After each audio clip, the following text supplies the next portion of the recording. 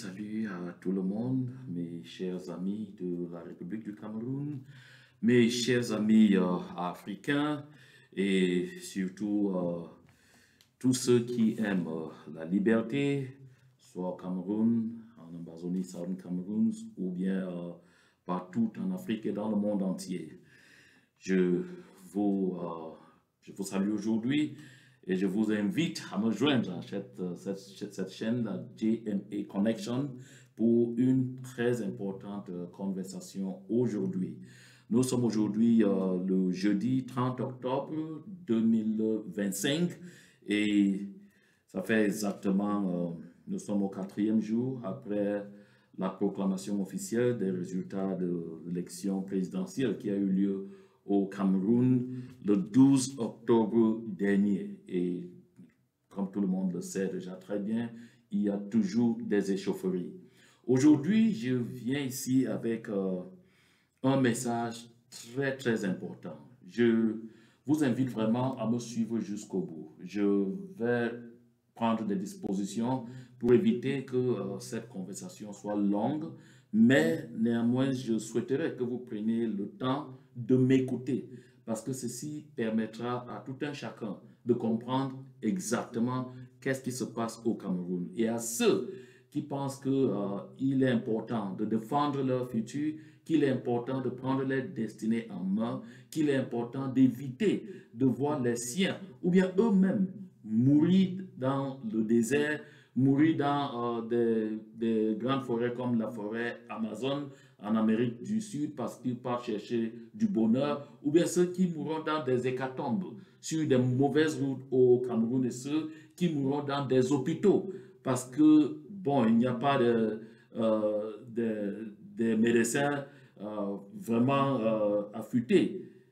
disons très qualifiés, ou bien que les médecins qui sont même formés et qui sont qualifiés ne sont pas motivés, assez motivés pour pouvoir donner des soins appropriés. Donc, il faut écouter, il faut vraiment me suivre aujourd'hui parce que ce qui se passe au Cameroun actuellement, certains pensent que ce serait une histoire de 7 ans. Non, ce n'est pas une histoire de 7 ans. C'est une histoire qui est beaucoup plus compliquée que ça. Et je pense que ceux qui sont en train de se dire que ça concerne juste, disons, une tribu, une ethnie, ou bien les gens de certaines régions, il faut vous détromper. Ça concerne tout le monde. Parce que le club qui est en train de gérer cette histoire, c'est un club qui est fait de moins de 3000 personnes. Je pense même qu'ils sont à peu près entre 2000 et 2500 personnes qui ont confisqué la destinée de tout le monde et qui créent une illusion dans la tête, dans l'esprit d'une certaine ethnie que ceux-là sont l'ethnie choisie, voilà, qui sont la tribu choisie. Or, la vérité de tout ça se trouve dans le document que je vais vous présenter dans quelques instants. Mais avant d'en arriver, je commence cette présentation par faisant vraiment un démenti formel. Je dis bien un démenti très formel. Et il est important que vous suiviez ça. Parce que je sais, quand ça ne va pas, on cherche toujours un bouc émissaire. Et j'ai constaté qu'en République du Cameroun, toutefois que quelque chose ne tient pas, ce n'est pas seulement aujourd'hui, ça s'est passé avant. On trouve toujours dans les citoyens ou bien en les citoyens du Southern Cameroun, des zones, comme vous appelez des zones anglophones, on trouve tout nous en jour les boucs émissaires. Quand ça ne va pas, on fait très vite de conclure que c'est ces gens-là qui sont les ennemis dans la maison, qui sont à l'origine de tout ce qu'on vit. Vous avez constaté, depuis le début de cette crise électorale en République du Cameroun, rien ne se passe en zone anglophone, rien ne se passe au Southern Cameroun. Nous sommes calmes. Nous avons décidé de vous laisser prendre votre destin en main. Nous avons décidé de vous laisser gérer votre situation entre vous. Nous avons décidé de vous laisser constater que personne ne viendra de nulle part résoudre vos problèmes. Mais je suis dépassé, je suis même embarrassé de constater aujourd'hui que certaines veulent faire croire à qui que ce soit que c'est les citoyens du Southern Cameroun, qui sont encore en République du Cameroun, qui veulent être vraiment soit les meneurs ou bien les fauteurs de troubles. Et cela a un seul but, d'engager encore la tuerie des citoyens du Southern Cameroun en zone francophone, c'est-à-dire dans les régions de la République du Cameroun. Parce que quand ça commence là, nous allons bientôt voir une chasse à l'homme pour tous nos citoyens qui ont déjà souffert énormément pendant 9 ans. Vos militaires ont tué éperdument en Amazonie. Je n'ai jamais entendu, je dis, à part quelques lanceurs d'alerte, je n'ai jamais vu un citoyen ordinaire de la République du Cameroun se lever et dire que non, vraiment, ça ne passe pas. On a brûlé les gens au Southern Cameroun dans leur maison, brûlé les gens vifs, brûlé les vieux, brûlé les jeunes. Vous avez vu en Mondovision comme on a utilisé des couteaux et autres pour épulcher, je dis bien épulcher, un handicapé Sam Soya. Je n'avais pas vu d'écœurement. Or, aujourd'hui, quand vous avez votre contentieux électoral, au lieu de vous entendre entre vous, comment gérer ça? Et nous avons tout fait de contribuer des idées. Mais il faut maintenant créer une histoire comme pour dire c'est les ambazoniens qui vont venir foutre du trouble. Ne pensez pas que je parle à tort et à travers. Suivez cet audio. Bonjour les autorités, bonjour les chefs de poste. Vraiment, soyez prêts de côté de Douala, là, soyez prêts. Parce que les chefs d'ambazonnage sont passés ici, en allant vers Douala là-bas, là, ils ont fait le dégât ici à Souza. Bon, les ambazonnage sont en train de se diriger là-bas en ville. On ne connaît pas leur but à atteindre. Vraiment, les gars, soyez prêts devant là-bas, là. Quant à moi, avec mes gars, je suis déjà en alerte ici avec mes personnels. Bonjour, bonjour. Vous entendez la première audio, la personne qui parle là. À l'entendre parler, la façon qu'il roule son français, vous constatez que ça, c'est un militaire originaire du Southern Cameroun qui a déjà été, c'est-à-dire dont le cerveau a été si rouillé, tel que tout ce qu'il pense, c'est comment sacrifier ses propres frères et sœurs pour avoir de la promotion. Ah oui! Ah! Donc, s'il doit y avoir trouble à Douala, c'est les ambazoniens qui veulent venir là. Pourquoi est-ce que ces ambazoniens ne font rien dans nos régions? C'est seulement, il faut aller à Douala, assister là-bas. Il faut essayer de régler vos problèmes. Il faut regarder entre vous. Il faut vraiment vous asseoir et chercher à vous entendre. Comprendre comment régler ce contentieux post-électoral. Comprendre comment prendre votre destinée entre vos mains. Et arrêter de vouloir faire des citoyens du Southern Cameroun vos boucs émissaires. D'ailleurs, je ne sais même vraiment pourquoi est-ce qu'ils sont encore là. J'ai signalé à tous ces gens, depuis au moins 2 ans, j'ai dit, partez de là. J'ai dit, partez de là. Parce que le moment arrivera, on vous a tué d'abord chez nous. On va commencer à vous tuer encore chez eux. Voilà ça qui arrive. Parce que parfois, quand on parle, les gens pensent que ce qu'on dit là, ça tombe de nulle part. Non, ça, c'est toujours la méthode à Tangadji. Ça, c'est toujours la stratégie qui est généralement utilisée. Avec ça, on va trouver le prétexte très rapidement de commencer là maintenant une fouille dans les quartiers à Douala où on va dire ce sont les quartiers qui sont beaucoup plus occupés par les ressortissants du Southern Cameroun. Commençons par Bonabelli, commençons par ceci. Oui, il y a même déjà un commando opérationnel, un commandement opérationnel qui est en train d'entrer à Douala. Donc, c'est ceux-là, ce sont eux. Le problème, c'est eux-là. Il faut les chercher. Parce que si on les écrase, voilà, on aura de la paix. Écoutez, c'est pas fini. Et l'autre de répondre. Bonjour les gars. Bonjour tout le monde. C'est Alex. Je ne sais pas si vous avez constaté, moi je suis toujours en mode avion, donc je lis vos messages, je vous écoute. Si je prends la peine de parler aujourd'hui, c'est par rapport à ce qui est en train de se passer ici à Douala. Je ne vous parle pas peut-être genre pour faire peur à qui que ce soit, mais c'est une stricte réalité.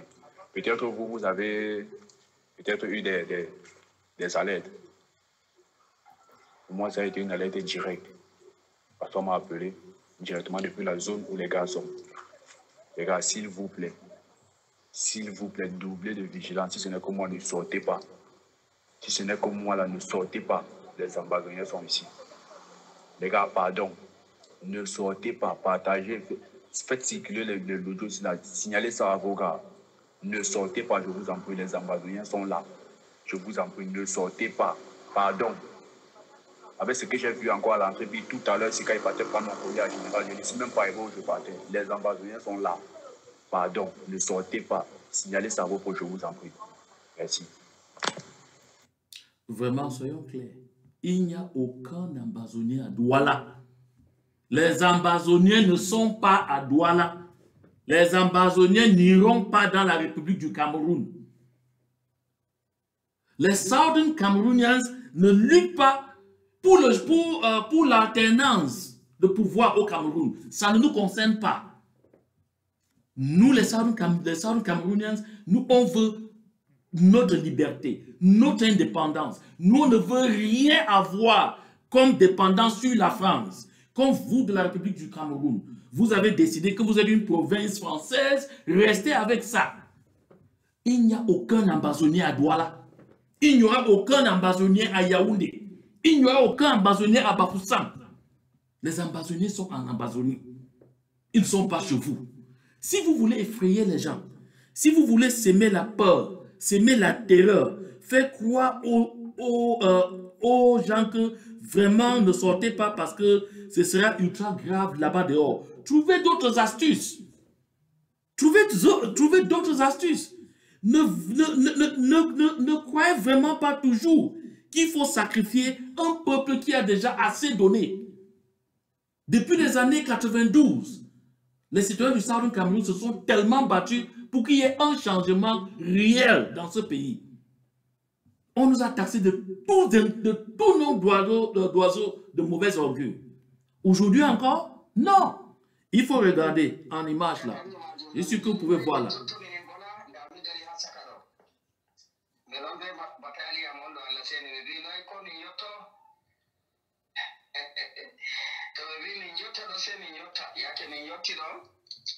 Vous voyez ces gars qui sont en tenue là et qui parlent là, qui sont en tenue militaire, qui portent des armes là. Ils ne parlent pas anglais. Ils ne sont pas en train de parler comme ça anglais. Ils ne parlent pas Moramo, la langue de mon village. Ce n'est pas le Lamso qu'ils parlent là. Non. Ce n'est pas le Ngemba qui parle. Ce n'est pas le Menemo. Ce n'est pas le Magamo. Non. Ce n'est pas le Nsei qui parle. Ça, ce n'est pas la langue. Cette langue ne se parle nulle part en Amazonie. Et ce sont des gars armés. Suivez-les encore.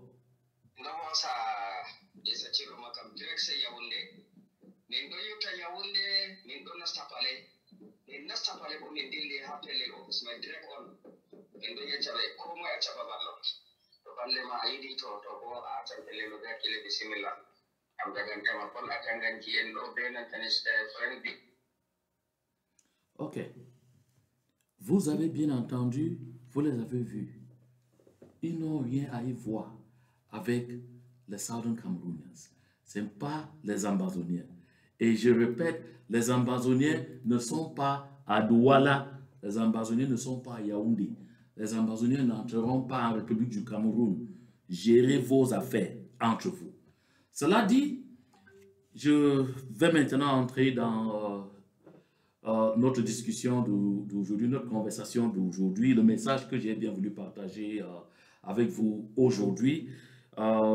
Cette parenthèse, c'est parce que cela est arrivé juste quand j'entrais en studio. C'est pour ça que j'ai bien voulu qu'on règle cela une fois et pour toutes. Peut-être pour séparer les choses, faisons une jeune pause de 15 secondes et puis nous reviendrons.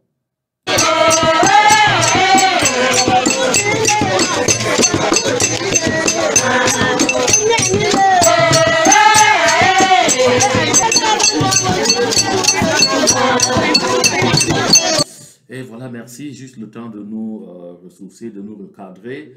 Je disais, ce qui se passe en République du Cameroun aujourd'hui, c'est quelque chose qui n'est pas juste une blague d'enfant. Et pour que tout le monde puisse savoir, c'est toute une stratégie qui a été mise en place visant à permettre à une poignée de personnes, une poignée d'élites, recrutées sur toute l'étendue du territoire, mais utilisant l'ethnie, les ethnies qui aujourd'hui se regroupent sous ce qu'on appelle les Boulou, Beti et Kam. On donne l'impression que c'est une et même ethnie, mais qui n'est pas vrai. Mais l'objectif, comme je dis, c'est de permettre à une poignée de près de 2500 à 3000 personnes de confisquer le pouvoir et de le passer à leurs enfants et à leurs petits-enfants pendant une bonne période. Si vous pensez que c'est une blague, commençons par écouter Bruno Bidjan et nous entrerons dans ce document. Si je dois lire l'heure, je vais lire l'heure. Si le régime tombe là, je vais aussi trouver un moyen pour m'exiler, non? C'est moi qui vais aller remplacer les menteurs d'alerte. Moi aussi, je veux devenir à mon tour menteur d'alerte. Je sais que si ça change là, je vais lire l'heure. Je suis préparé à ça psychologiquement, mais je ne change pas de camp.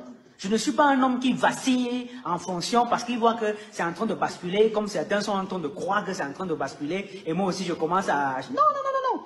Si ça pète là, c'est moi qui vais remplacer les humains trop, puisque les humains trop vont revenir au Cameroun, et moi je vais les remplacer là-bas si j'ai la possibilité de pouvoir quitter le pays. Aussi comme eux aussi sont partis, non, parce qu'ils n'étaient pas d'accord, parce qu'ils disent qu'ils ont été persécutés.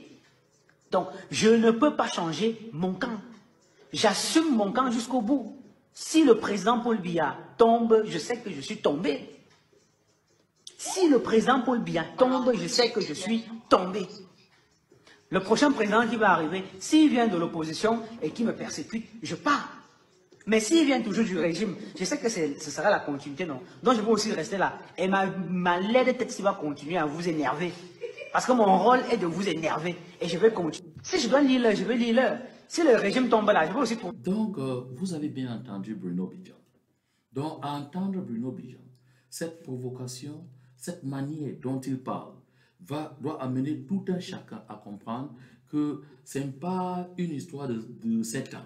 Ce n'est pas quelque chose que les gens se disent, bon, on fait comme ça juste le temps que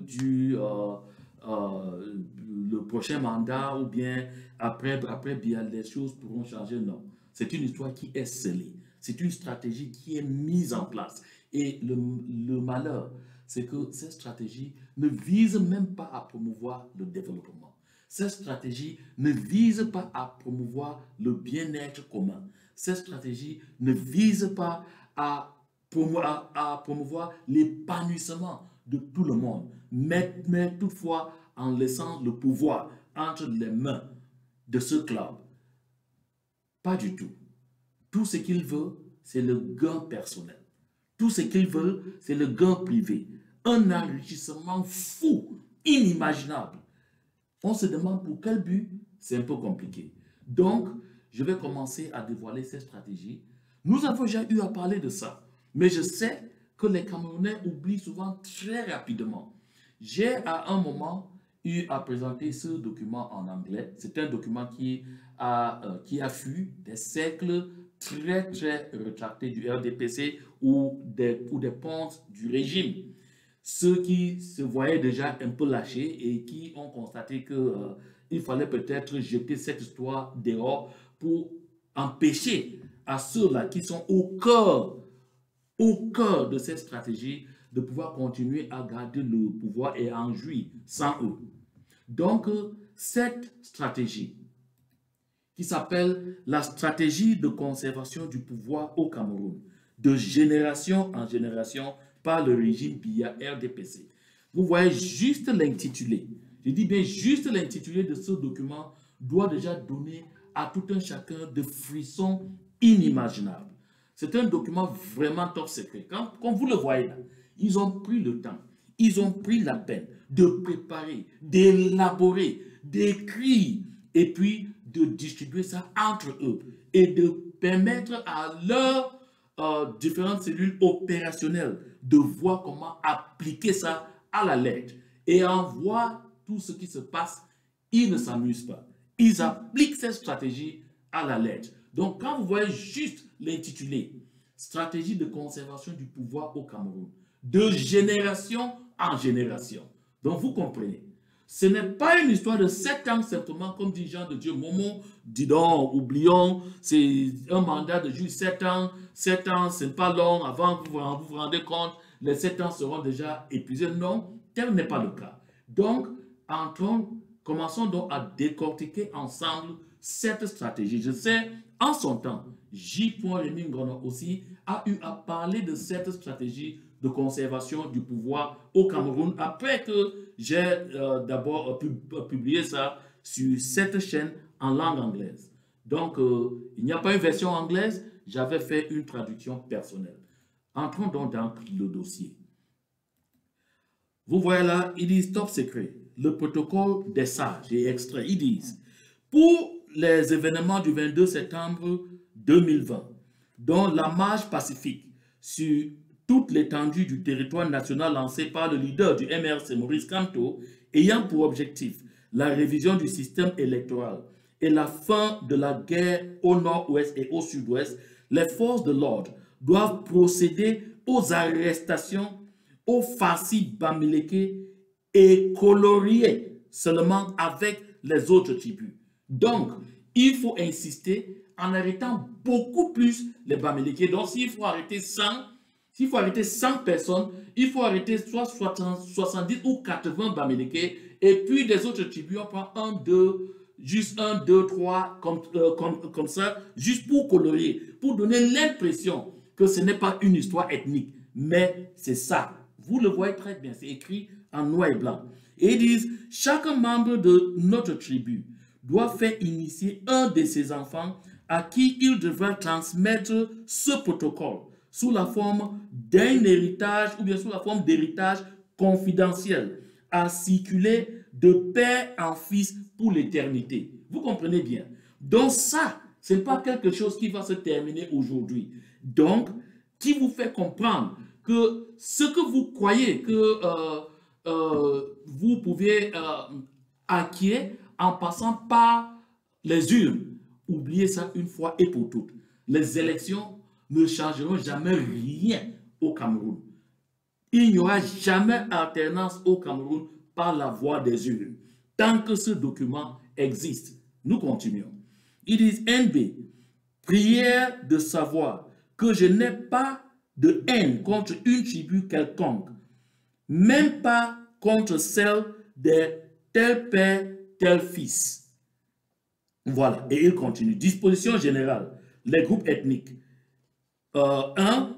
Qui sommes-nous? Ou bien, quelle est notre tribu? Article 1. Nous avons la chance de faire partie de la tribu des initiés nationaux, car nous sommes une composition de toutes les tribus. Vous comprenez bien. Parce que d'aucuns diront que ça là c'est un truc contre les Bétis, c'est un truc contre les Boulous, c'est un truc contre les Ekang. Non! Cette tribu de près de 2500 à 3500 personnes sont issues de toutes les tribus du Cameroun. Donc ils forment ce qu'on appelle l'élite politique. Ce sont ceux-là qui confisquent, je dis bien qui confisquent les voix, qui confisquent l'avenir de tout le monde, chacun dans son village. C'est ça, chacun dans son village. On continue. Il dit, article 2, notre conservation du pouvoir exige que nous nous fassions remplacer par nos descendants. Nous nous fassions remplacer par nos descendants. Et pour cela, ils doivent être presque les seuls dans les grandes écoles ouvrant à la gestion politique du pays. Vous comprenez dès lors pourquoi à l'ENAM, il faut être un fils à papa, une fille à papa. À l'EMIA, fils à papa, fille à papa. Au CUS, fils à papa, fille à papa, mais beaucoup plus. À l'ENAM, à l'EMIA, et puis à l'IRIC, à l'ESTIC, mais beaucoup plus dans eux, ils disent bien, dans les grandes écoles ouvrant à la gestion politique du pays. Donc, en première position, ENAM. Deuxième position, IRIC. Troisième position doit être émiens.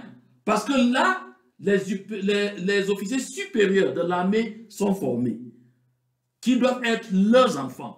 Parce que c'est la branche qui doit soutenir, qui doit garder cette tribu élitiste, cette tribu d'élite.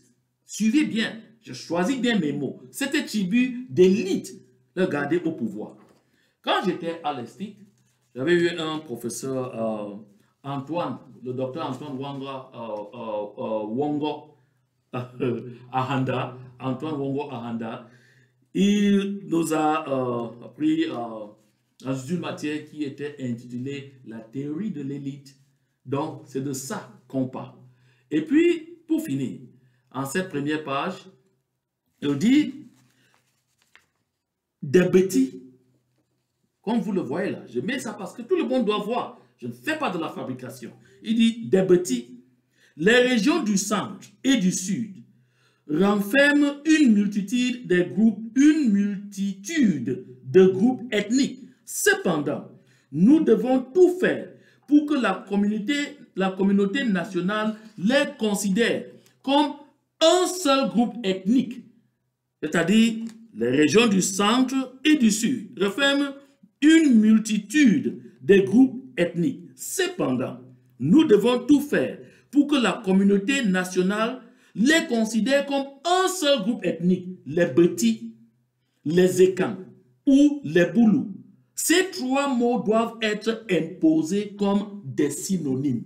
Vous entendez? Il dit bien, ces trois mots,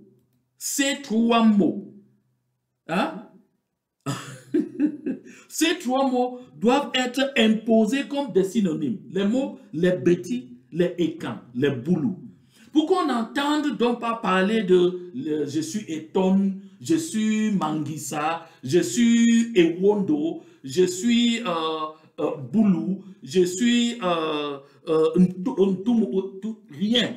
Non, il ne faut pas qu'on parle de ça. Ne me dis pas que je suis Eton, ne me dis pas que je suis Mangissa, ne me dis pas que je suis Ewondo. Donc je ne suis pas, non, ne me dis pas que je suis Ngumba. Non. On va dire, il faut promouvoir trois mots pour décrire les gens qui sont originaires du centre et du sud. Et c'est à dessein. Pour que ces personnes croient qu'ils sont inclus pour donner l'illusion de l'inclusion. Je dis bien l'illusion de l'inclusion. Donc on va parler de Boulou, Ekans, Beti. Voilà. Amogo Belinga. Immeuble Ekans, par Boulou, Ekans, Beti. Or, l'intention n'est pas de favoriser tous les Boulous, tous les Etons, tous les Mangissa, tous les Mbamois. Non, tous les Yambassa. Zéro. Non. Ce n'est pas ça l'objectif. On poursuit. Et il dit, article 4, notre tactique doit consister à faire croire aux bêtis qui sont bénis par la providence du fait de la présence d'un grand nombre de leurs parmi nous. Vous entendez bien? Notre tactique doit consister à faire croire aux bêtis, puisque ce n'est pas vrai, qu'ils sont bénis par la providence du fait de la présence d'un grand nombre de leurs parmi nous. Quel est l'objectif? Pour que le bas peuple bêtis soit instrumentalisé contre les autres pour permettre à ce club, à cette ethnie de 2500 à 3000 Camerounais issus de toutes les ethnies de s'éterniser au pouvoir. Donc ceux qui doivent être sacrifiés, c'est le bas peuple du centre et du sud. C'est d'ailleurs pour ça qu'Ateba Eyene, qui avait vu ça venir de très loin, avait commencé à parler du paradoxe du pays organisateur. On va vous faire croire que vous voyez si les petits perdent le pouvoir, vous êtes finis. Nous verrons ça juste devant là. Article 5. les bêtis sont les plus grandes victimes de notre politique. Vous entendez bien? Les bêtis sont les plus grandes victimes de notre politique.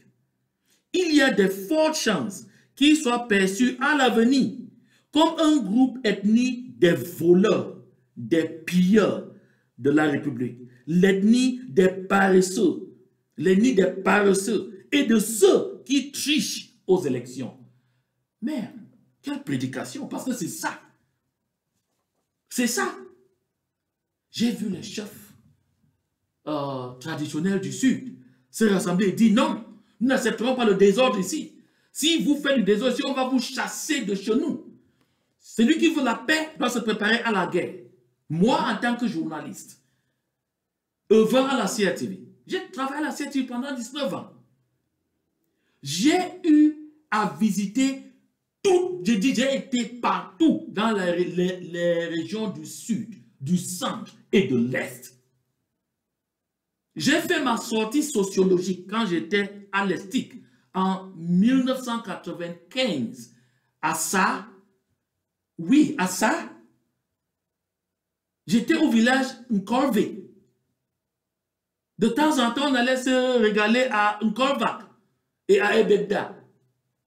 Mais j'étais, même en Ngomedja, partout là-dedans, c'est là où j'étais. Dans l'arrondissement de ça. Donc, il faut comprendre. Ça, c'est le département de l'Aleké. Quel développement il y a là-bas?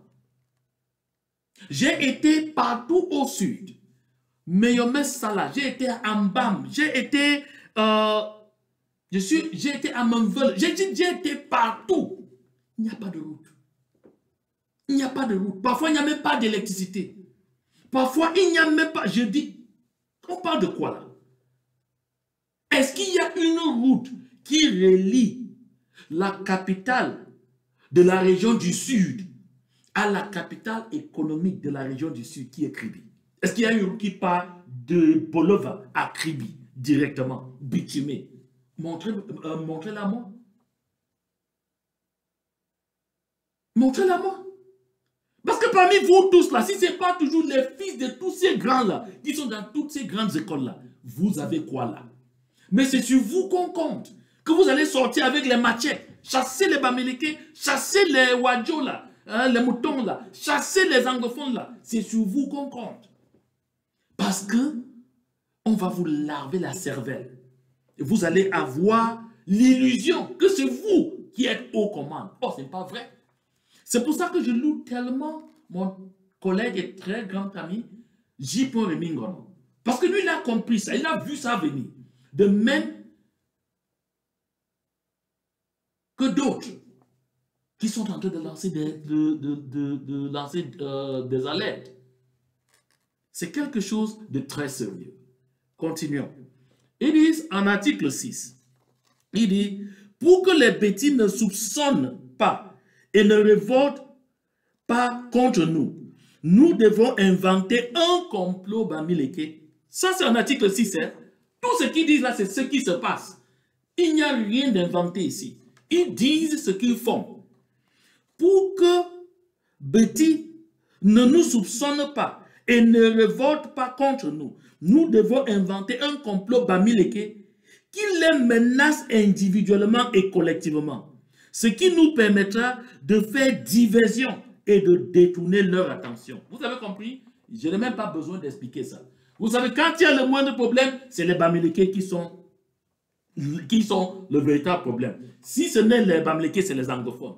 Quand il y a moins de problèmes, il faut attaquer les boutiques des Bamileke, il faut les chasser, il faut brûler, il faut casser, il faut ceci, il faut cela. C'est ça. C'est en article 6 là. En article 7, il dit, nous savons que les vrais bêtis n'ont pas de haine pour les Bamileke, mais nous perdrons le pouvoir si cette vérité était rendue publique. Ici, je vais m'arrêter un peu. Le feu professeur Gervais Mendozé, directeur général de la CRTV, qui lui aussi détestait les Bamileke très sérieusement, avait laissé fuir. Une fois en réunion, j'étais présent. Ce n'est pas une tierce personne qui m'a dit ça. Que son papa était Bamileke. Mais il l'a abandonné quand il était bébé, soi-disant qu'il était laid. Oui, qu'il était laid. Par la même occasion, il nous a fait comprendre que Joseph Owona, le professeur Joseph Owona, là, son vrai papa est Bamileke. Donc, Eric Mathias Owona-Nguini, qui fait du bruit là, qui racontait qu'il ne peut pas servir au gouvernement si c'est Maurice Kamto qui est président, il oublie qu'il est Bamileke de sang. Il oublie ça. Il faut que quelqu'un le lui rappelle. Je dis bien à Eric Mathias Owona-Nguini qu'il est Bamileke, le sang qui coule dans ses veines. C'est un sang Bamileke. Continuons.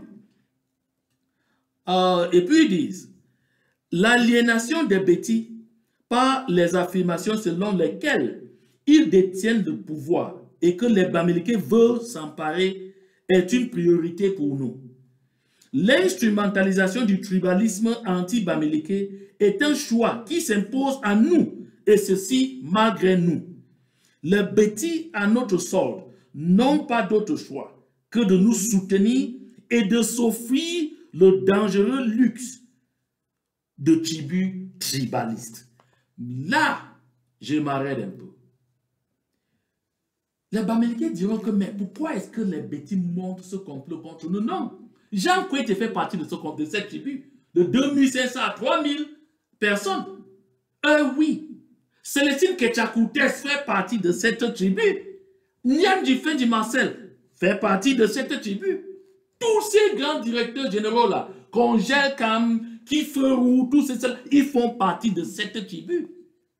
Donc eux-mêmes participent à faire véhiculer ce message anti-Bamileke parmi les petits. Eux, ils savent, ils sont au courant.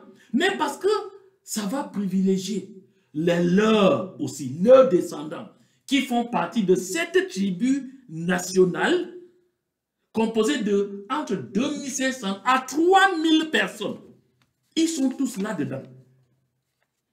Et le bas peuple, vous êtes juste un objet qu'on utilise. Permettez-moi de rire. Et puis maintenant, il dit des nordistes. Article 8.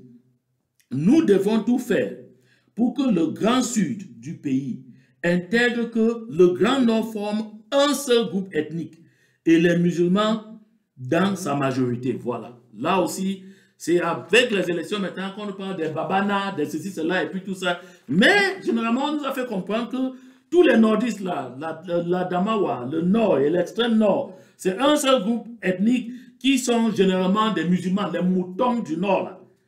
Et puis il dit que l'idée d'une revanche des nordistes suite au coup d'État du 6 avril 1984 entre à jamais les armes des nôtres. C'est-à-dire faire croire à tout le monde que si un nordiste prend un jour le pouvoir, la revanche sera farouche contre beaucoup plus ceux du sud, beaucoup plus les petits. Et en effet, ce coup d'État était évitable. Mais c'était une occasion de débarrasser le pays des nostalgiques de l'ex-président et surtout de décimer l'intelligentsia du Grand Nord pour notre conservation du pouvoir. Vous comprenez donc? Donc aujourd'hui, on fait comprendre à tout le monde que ce coup d'État, non, ce n'était pas du fait d'Aïdjo. Ce coup d'État était un coup d'État savamment initié, un coup d'État savamment préparé. Parce que l'objectif, il fallait décimer l'intelligentsia du Grand Nord et de voir comment mieux asseoir son pouvoir par cette nouvelle ethnie qui se créait. Et n'oubliez pas que parmi ceux-ci-là, il y a des nordistes.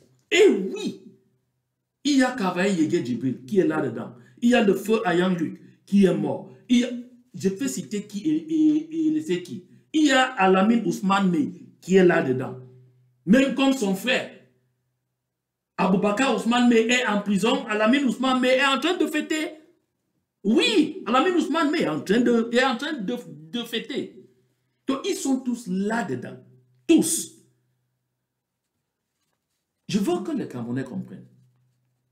Cette ethnie qui est en train de vouloir s'éterniser au pouvoir, c'est une ethnie nationale.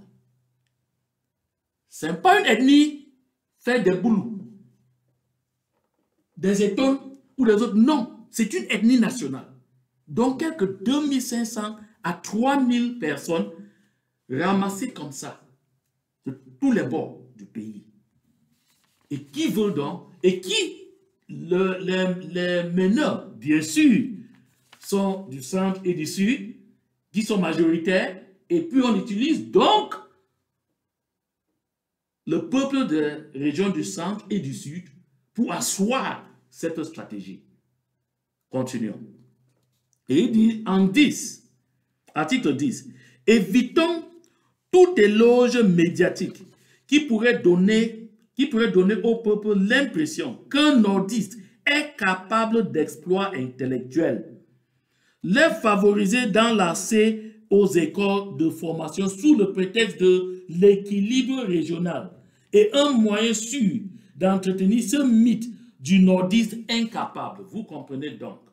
Si vous vous rappelez bien, lorsqu'on a créé l'université de Maroua, on a créé d'abord l'école normale. Et puis, il y a eu des bruits, on a dit, oh non, il n'y a pas assez de nordistes dans les écoles, et puis ceci, cela. On a dit, bon, pour régler ça, on a recruté près de 2000 nordistes qu'on a balancé là-dedans, juste comme ça. Hein? On a juste balancé là-dedans, juste comme ça. Bon, ils n'avaient pas passé un concours, et puis tout ça. On a dit, bon, vous savez, les nordistes, ils n'ont pas de facultés. Les Wadjo, là, bon, ce sont des moutons. Vous comprenez, ils n'ont pas de facultés, des facultés réelles. Donc, il faut l'équilibre national pour pouvoir les mettre quelque part. L'équilibre national. Donc, on vous dit alors que les nordistes, là, les Issa Chiruma que vous voyez là, et puis tout ça, ils ne sont pas intelligents, ce sont des imbéciles. Donc, si on laisse que tout le monde compétisse, comme avait dit Messanga Nyamdi un jour, peut-être les plus intelligents ne seront que les gens du centre et du sud. Or, vous voyez donc, c'est toute une stratégie élaborée à cette fin. Nous, on continue. Et il dit, tout politicien visible du Grand Nord doit entrer en alliance avec nous ou disparaître. Vous avez compris? Tout politicien visible du Grand Nord doit entrer en alliance avec nous ou disparaître. C'est-à-dire, dès lors que vous levez la tête, on sent que vous avez peut-être du répondant, vous avez une popularité, vous avez du culot, vous avez ceci. Non, non, non, non, non, non, non. Il faut écraser.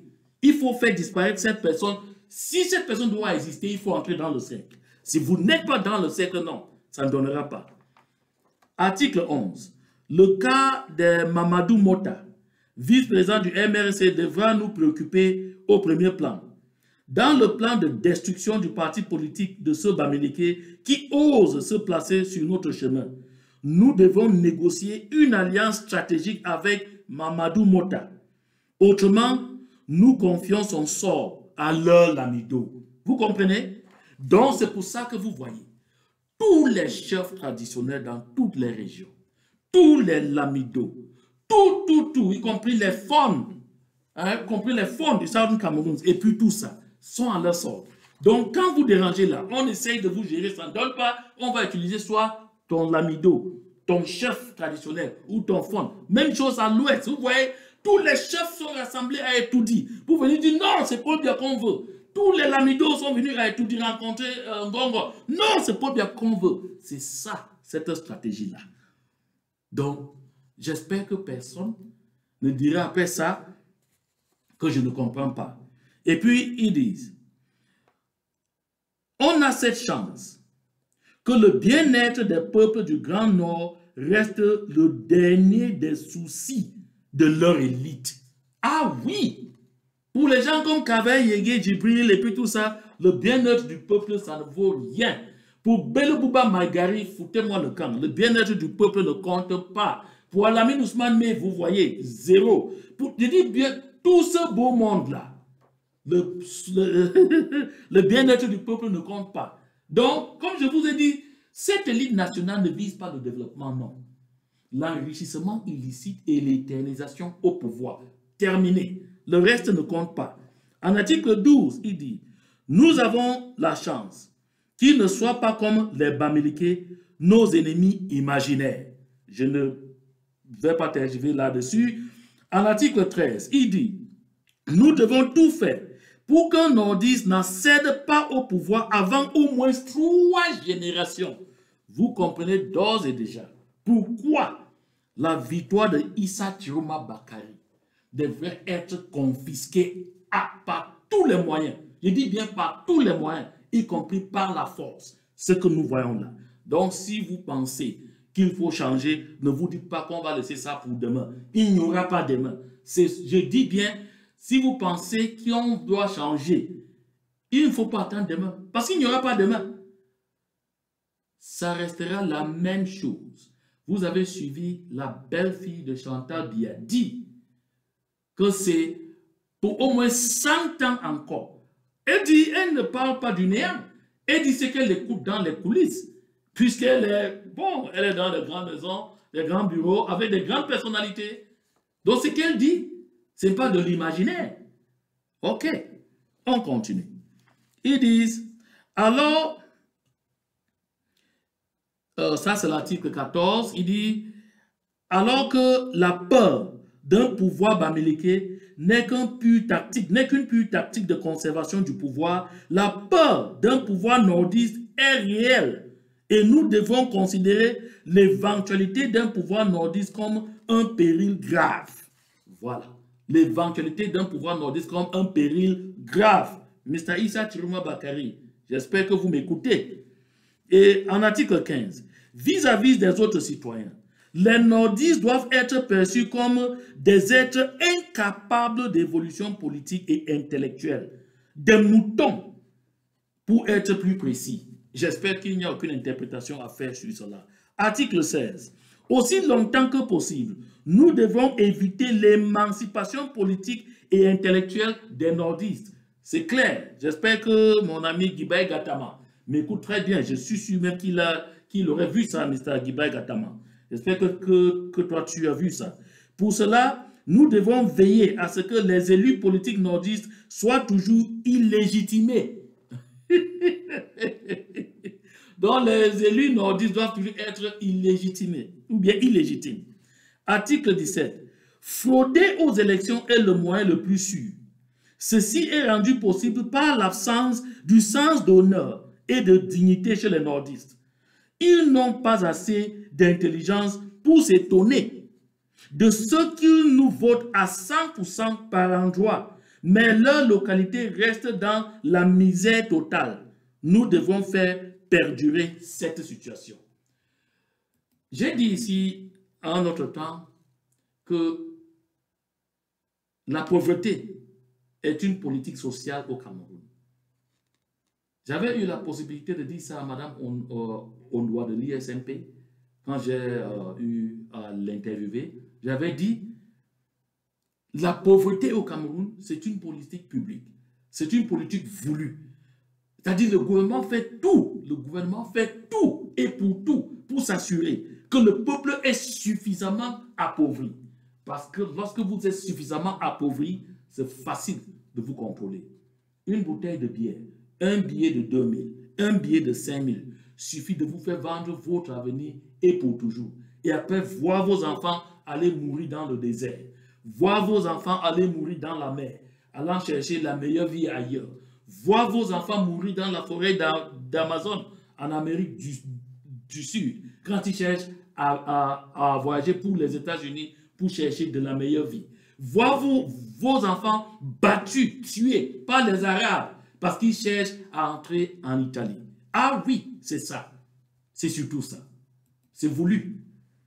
Même le dernier entre eux devra être convaincu que le changement de régime signalera sa perte. Et puis, maintenant, nous passons à des Bamileke, comme vous voyez là, article 19, des Bamileke. Nous devons diviser et opposer les groupes Beti et Bamileke et tout faire pour mettre dans la tête des citoyens que leur ennemi est le Bamileke. Nous sommes conscients de l'évidence que les Bamileke sont le groupe ethnique majoritaire de ce pays. Mais nous devons masquer cette réalité en portant le débat sur le terrain du nombre de groupes ethniques, 250, et faire parler d'un groupe sur plus de 200 qui seul veut dominer les autres. C'est clair. Je pense que je n'ai aucune interprétation à donner ici. Article 21. Chaque Camerounais doit voir un suspect en tout Bamileke. Donc, dès qu'un Bamileke passe quelque part, du nord au sud, de l'est à l'ouest, il doit être suspect. Dès lors qu'on dit un Bamileke, il doit être suspect. Donc, au nord là, c'est pas pour rien. J'ai eu à raconter ici que quand j'ai été affecté à Sieti-Mamoua, j'ai vécu une situation. Les nordistes ne louent pas facilement leur maison au Bamileke, ou bien ils ne louaient pas à cette époque-là. Peut-être ça a changé. Ils se méfiaient trop des Bamileke. Ils disaient des Bamileke, les Bamileke là, non. Ils sont très envahissants. Quand ils arrivent, ils veulent acheter des terrains. Et ils veulent même épouser nos enfants, nos femmes, pour faire des enfants chez nous. Et avant qu'on sache, ils auront déjà envahi partout. C'est cette politique. C'est à cause de cette politique, faute de cette politique, que nous voyons cette mentalité. Or, en plein jour, il parle de l'intégration nationale. Mais en pleine nuit, il faut tout faire pour diviser. Bien diviser. Continuer à diviser.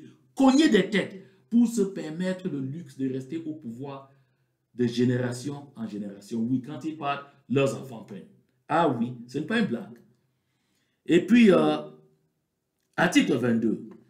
Nous perdrons le pouvoir le jour où nous arrêterons d'attiser la haine des Camerounais contre les Bamileke.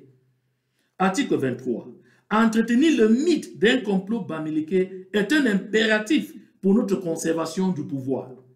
Article 24. Nous devons éviter l'émergence d'une figure politique capable d'unir la volonté des Bamileke. Nous avons vu comment Kanto a été combattu avec un acharnement inimaginable. Nous avons constaté que même permettre à Kanto de tenir un meeting, c'était pas possible. Même permettre à Kanto, qu'au sortir de l'avion à l'aéroport de Douala, qu'il puisse échanger avec ses militants venus le rencontrer, impossible. C'est cet article. Quand je parle là, ce n'est pas un mystère, non, ce n'est pas un mythe. C'est quelque chose, c'est une réalité qui se passe. Et c'est écrit. Voilà ça devant vous. Et puis ils disent, article 24. Non, et puis il dit, à la suite de l'article 24, ils disent, il faut anéantir tout individu de cette communauté Bamileke qui osera se mettre en évidence sur le plan politique, même s'il faut vexer la communauté internationale. Même s'il faut vexer la communauté internationale. Nous devons tuer tout parti politique qui a le soutien des Bamileke, même s'il faudra le risque d'une guerre tribale ou même le risque d'un second génocide Bamileke. Suivez bien. Même le risque d'un second génocide Bamileke, et ce, avec la complicité des quelques Bamileke qui se retrouvent au sein de cette tribu nationale. Nous nous servirons aussi des traîtres dans leur propre rang pour les combattre, bien sûr. Des traîtres, il y en a les zéro morts, il y en a les, comment on l'appelle, les gens de Dieu Momo, il y en a les gens de Dieu Momo, il y en a les Ketchakoutes, il y avait les Fotso, il y avait les Soin André, tous là, tous. Il y avait les Kadi de Fosso, tous. On les utilise. Et puis maintenant, 1 à 5 des anglophones, pour les anglophones c'est une tribu. Nous savons qu'ils ne veulent pas la sécession, mais pour gagner gros, nous devons les accuser de séparatisme et de terrorisme. J'espère que tous ces jeunes Camerounais-là, j'espère que toi qui me suis en ce moment-là, j'espère que toi qui es sur Facebook, toi qui es sur Twitter, toi qui es partout, qui as eu l'habitude de t'adresser à nous en disant les ambatéros, tu comprends donc que tu as toujours été un instrument entre les mains de cette tribu nationale. Ce n'est pas que toi qui nous adresses comme des terroristes. Non, c'est y compris des ressortissants de nos régions qui font partie de ces tribus, de 2000 à 3000 Camerounais là, comme les Atanganji, comme les John Goutte, comme les Fou Jonathan, comme les Ngala Gérard qui est à Douala, comme les Kalistu Fou Gentry, comme les Elum Paul, comme les Ngolé, comme les... Tout, ils sont tous là, comme les Fotabe Tando, comme les Mbelamoki Charles. Tous font partie de cette tribu-là. Et eux aussi s'adressent à leurs propres frères, leurs propres soeurs, leurs propres fils et petits-fils comme terroristes, parce que c'est ce qui se sont entendus au sein de leur tribu-là. Voilà, c'est ce qui se sont entendus au sein de cette tribu. Donc, à ne pas... Il ne faut pas faire d'erreur. Ils se sont entendus. Donc, ils disent, article 27, nous devons tout faire pour que leur sens de rigueur soit perçu comme du gauchisme et tourné en ridicule par les autres citoyens. Ah oui, parce qu'en réalité, ils disent que bon, les anglophones aiment trop de la rigueur, et puis tout ça, il faut tourner ça comme un sens du gauchisme. On doit rire de nous, vraiment, ces gens-là, eux, ils aiment trop ça. Eux, ils aiment trop croire qu'ils sont droits là. Eux, ils aiment trop ces histoires-là, et puis tout ça. C'est quelque chose voulu. C'est une manipulation, et donc, vous tombez dans le piège. Article 26. Gardons à l'esprit que les accords auraient été passés entre la France et l'Angleterre, accords par lesquels ces derniers renonçaient à toute revendication historique sur le Cameroun anglophone. Vous comprenez ce que je vous dis souvent quand je dis la Grande-Bretagne dit qu'elle nous avait vendus comme des chèvres, vendus comme des animaux, vendus comme des objets à la France. Et alors, la France va accéder chez nous à travers la République du Cameroun. Et d'autres accords auraient été passés entre le Cameroun francophone et la France pour que jamais un anglophone ne devienne président de la République de ce pays. C'est clair? C'est pour cela. C'est uniquement pour cela qu'en 1992, quand John Fundi gagne l'élection présidentielle, la France dit 0. Et oui, j'espère que vous n'entendez pas ça de ma voix. Albert Zonga vous a dit plusieurs fois comment lui-même a participé à changer les résultats de l'élection. Aujourd'hui, il est victime des actes que lui-même commettait contre d'autres personnes. Nous avions entendu Henriette Ekwe nous dire ici, très clairement, que l'ambassadrice des États-Unis de l'époque, Madame Francesco, l'avait dit à elle que Nick John Fundi a gagné les élections et tout le monde le sait. Mais la France ne veut pas de lui. C'est documenté ici. Et les raisons sont claires. Un anglophone, selon les accords passés entre la République du Cameroun, qui entre en accord avec la Southern Cameroons, pour qu'ils soient deux États.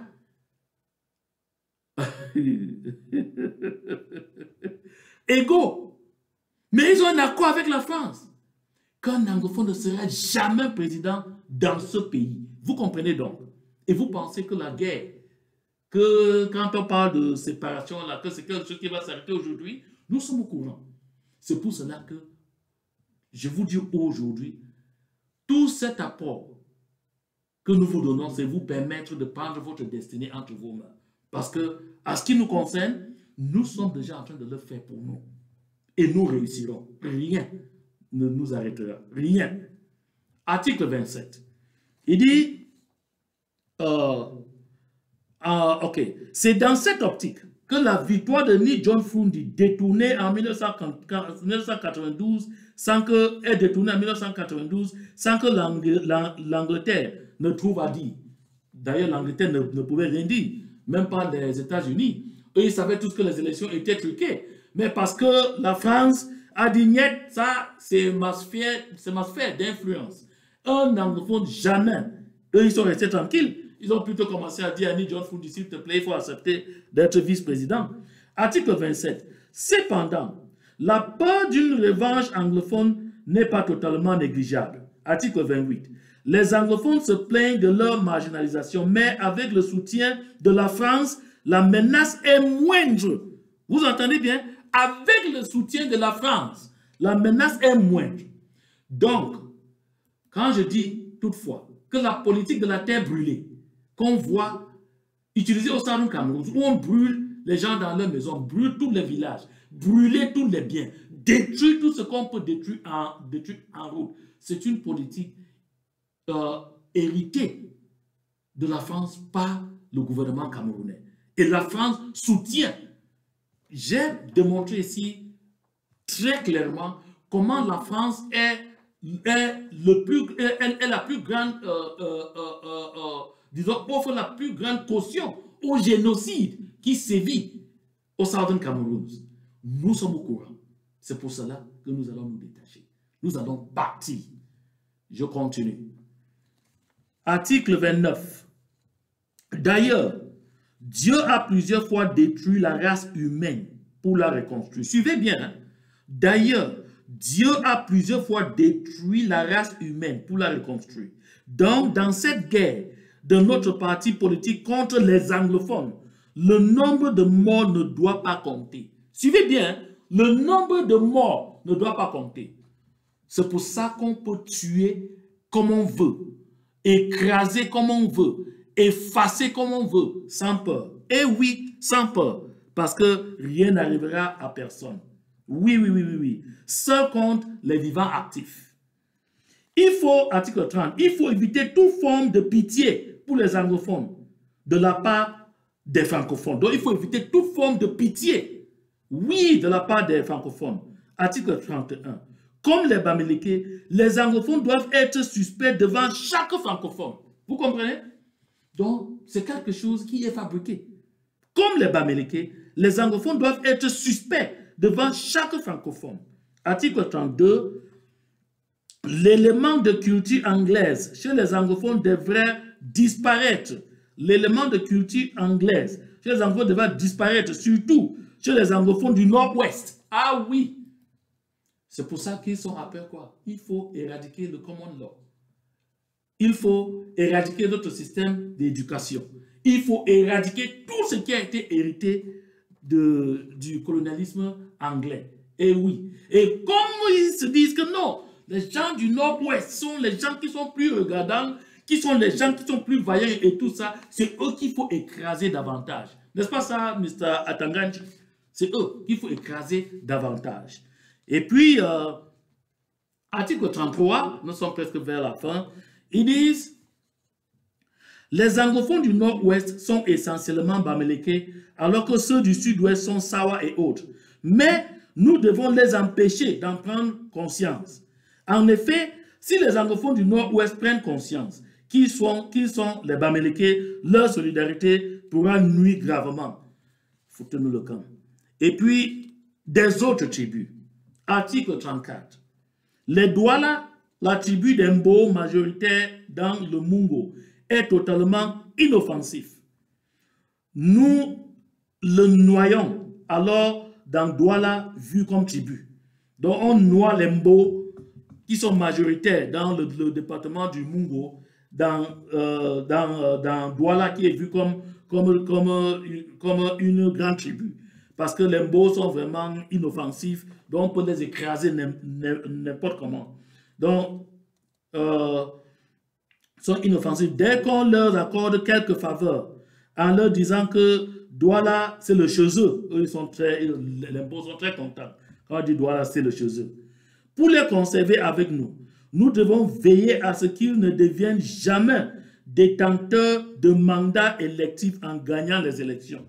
Nous devons toujours les imposer à la tête des structures afin que le peuple les perçoive comme éternels assistés. Vous comprenez? Voilà. Donc, il faut les bébéfier. C'est ça. Il faut les bébéfier. Et puis, article 35, les Bassa sont inoffensifs dès qu'on leur tend un poste de gouvernement. C'est la même chose quand on leur donne l'argent pour sacrifier les vœux de la jeunesse en dispersant leur voix à une élection. Nous devons savoir qu'ils ne sont pas capables de se battre pour une cause pendant longtemps. Ils se trahissent très facilement. Donc les Bassa se trahissent très facilement. Donc, dès qu'on leur donne un peu d'argent, n'est-ce pas ça, Cabral Libingo? La division de l'UPC en sont une preuve. Les divisions de l'UPC en sont une preuve. C'est un atout pour notre conservation du pouvoir. Et article 36, pour l'Est, nous devons leur faire croire qu'ils sont de l'ethnie Béti et tous les principes à appliquer pour les nordistes resteront valables pour eux. Donc, pour les gens de l'Est, il faut les tromper qu'ils sont Béti. Donc, dès lors qu'on fait croire aux gens de l'Est qu'ils sont Béti, là, bon, ça passe et ça fait à ce que, bon, ils oublient très rapidement, ils sont fiers d'être de la tribu gagnante. C'est ça, ils sont fiers d'être de la tribu gagnante. Et puis, il nous parle donc de l'élite politique. Article 37, de l'élite politique. Nous devons veiller à ce que l'élite politique des autres soit toujours illégitime. Ah oui, nous devons veiller à ce que l'élite politique des autres soit toujours illégitime. Et c'est clair. Vous voyez les imbéciles, les ozos qui sortent, permettez-moi d'utiliser cette parole-là, les ozos qui viennent dire que nous sommes l'élite du nord-ouest, du sud-ouest, à la base, personne ne les reconnaît en tant que tel, non. Personne ne les reconnaît. Partout, vous voyez partout, il y a un fossé entre ceux qui disent qu'ils sont élites et les peuples. Pourquoi? Parce que les choix sont imposés et c'est à dessein. Je dis bien c'est à dessein. Les choix sont imposés et c'est à dessein. Donc il dit, pour ce faire, nous devons faire admettre que toute personne nommée à un poste de responsabilité représente son groupe ethnique, mais ne jamais nommer quelqu'un qui a de la sympathie des siens. Toujours nommer celui qui est détesté par les siens. Le cas des nominations de Jean de Dieu Momo, c'est bien écrit là, hein? C'est pas moi qui le dis. Les cas des nominations de Jean de Dieu Momo et certains délégués de gouvernement, entre autres, sont des applications de ce principe. Article 38. Tout élu devra être illégitime. Pour cela, nous devons, même dans nos propres rangs, favoriser la victoire du moins populaire, afin qu'ils nous doivent sa victoire. Il n'existe pas un moyen plus sûr pour obtenir la fidélité. Article 39. Du chef de service au ministère, on ne doit jamais nommer quelqu'un qui a les soutiens politiques non fabriqués par nous. Vous voyez que, bien que la loi dise que la fonction publique doit être apolitique, jusqu'au rang de secrétaire général, mais vous entendez dans leur stratégie, à partir du rang du chef de service, vous allez appartenir. On finit très rapidement. Et il dit du développement, article 40. La volonté de s'enrichir a entraîné les détournements de fonds publics et un développement très déséquilibré du pays. Article 41.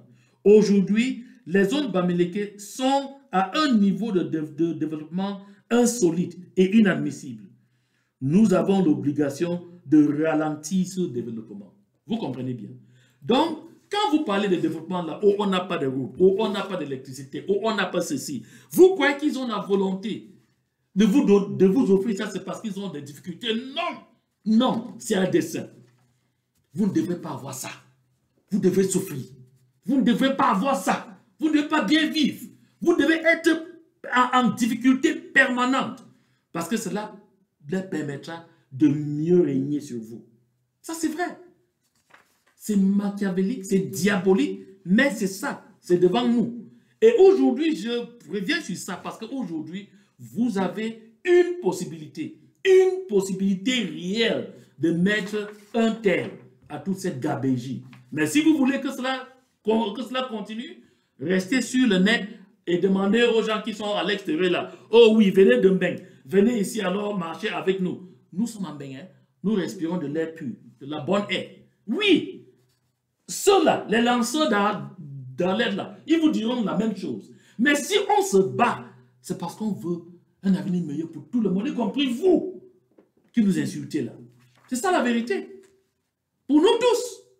Parce que eux qui vous dirigent là, qui vous rendent la tâche difficile. Tous les enfants sont ici. Tous les enfants sont ici. La plupart des membres de leur famille sont ici. Oui, ils sont à l'Occident. Et ceux qui sont là-bas ont des groupes électrogènes. C'est-à-dire, vivent d'un luxe inimaginable au milieu de cette rivière de pauvreté qui vous envahit au jour le jour. Finissons, nous sommes à la dernière page. Et ils disent, article 41, oui. Donc, aujourd'hui, les zones Bamileke sont à un niveau de développement insolite et inadmissible. Nous avons l'obligation de ralentir ce développement. Pour cela, nous devons y nommer les sous-préfets spéciaux qui auront la mission de déstabiliser les comités de développement qui y pullulent. Donc, même quand vous vous battez à la base, là, que vous voulez œuvrer à votre développement vous-même, on va vous l'empêcher. On va vous empêcher de le faire. On va vous nuire. On va mettre tellement des obstacles à cela. Pour un seul but, pour mieux vous contrôler, pour ralentir ce développement-là. Et quand on vous dit émergence en 2035, ça c'est pour vous faire dormir. Et puis en article 42, il dit, si nous laissons les Bamileke libres de leur développement, nous courons le risque de voir les autres groupes ethniques proférer les revendications qui pourront nous mettre à l'épreuve. Article 43. Ces Bamileke ayant la capacité de s'auto-développer sans attendre l'État, nous devons créer les conditions administratives qu'il faut remplir avant de poser un acte de développement. Par exemple, s'il veut se construire les points d'eau potable, nous définissons les procédures administratives qui les contraignent à y renoncer. Vous comprenez bien? Même quand vous voulez utiliser votre propre argent pour développer votre propre village, on va vous empêcher. Ah oui, c'est ça. C'est ça le biaïsme. C'est ça. Comprenez bien. Quand on vous dit qu'il n'y a que c'est juste 7 ans, comprenez l'enjeu de l'armée et de la justice. Les centres névralgiques doivent être tenus par nous. Il suffit de placer quelques-uns d'autres tribus à des postes impressionnants, mais définir les rôles tels que son second, qui doit être l'un des nôtres, détiennent le vrai pouvoir. Ah oui, c'est ça, non? C'est ça. On vous dit, vous êtes général de ceci, cela, et puis tout ça. Mais, ou bien vous êtes commandant de légion. Voilà. Et le commandant en second, c'est lui qui détient le pouvoir. Donc, si le commandant de légion n'est pas de la tribu choisie, non! Le commandant en second doit être de la tribu choisie. Et alors, le pouvoir sera beaucoup plus exercé par le commandant en second. C'est ce que ça se dit. C'est bien écrit en noir sur blanc. C'est bien écrit en noir sur blanc. Donc, de l'éducation. Article 45. Personne ne doit oublier que le destin d'un peuple est le fruit de son système éducatif. Article 46. Nous devons rabaisser la qualité de l'école dans le pays et envoyer nos enfants faire leurs études dans les pays de bons systèmes éducatifs. Là, ils reviendront diriger le pays avec une tranquillité certaine. Vous comprenez donc? Donc, on vous fait avoir des diplômes et des diplômes et des diplômes qui ne valent rien. On vous fait passer, vous dites, oui, j'ai eu le bac, j'ai eu le ceci. Ce bac-là ne vaut rien. Mais ils envoient les enfants à l'étranger. Comme ça, ils reviendront. Naturellement, ils seront au-dessus de tout le monde.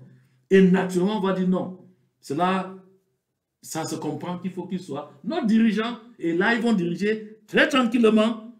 C'est tout.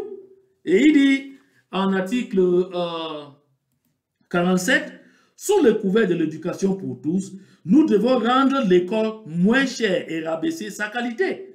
Ceci nous évite une concurrence intellectuelle nuisible, c'est-à-dire à eux-mêmes et à leurs enfants.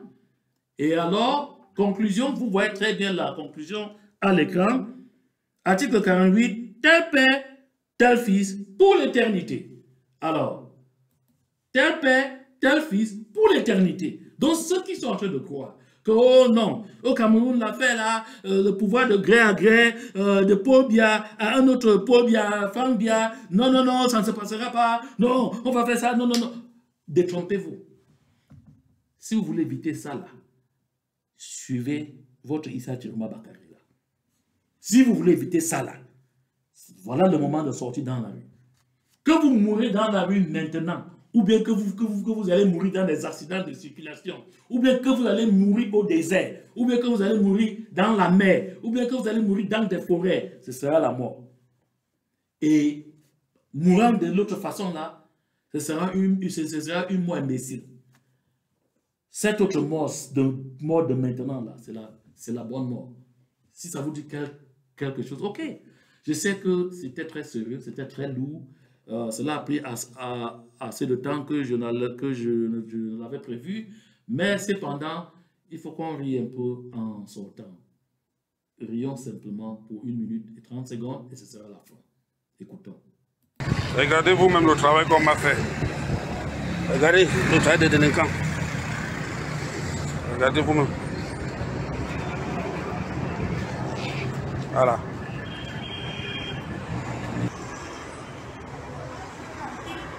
Vraiment, ce n'est pas possible.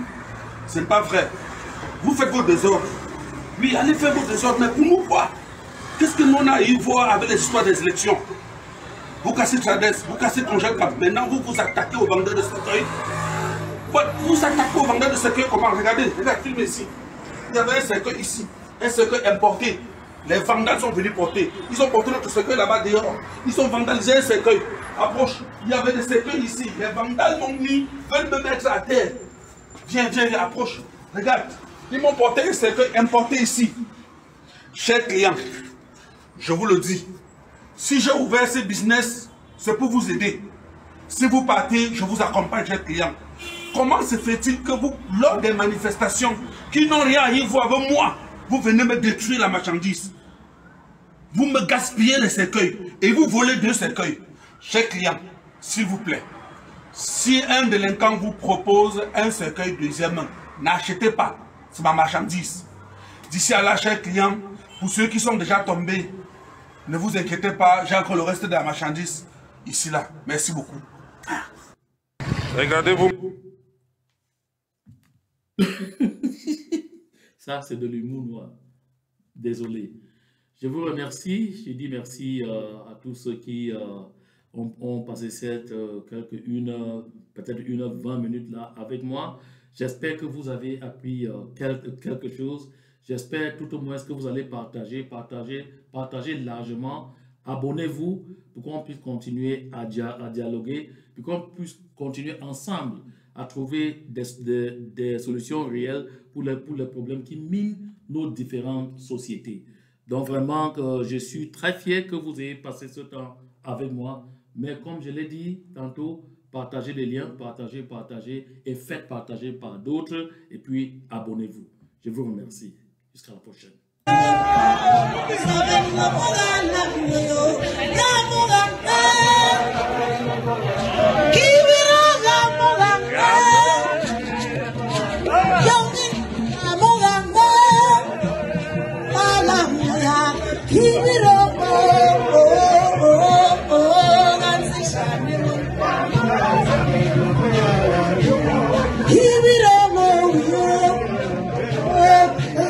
Shall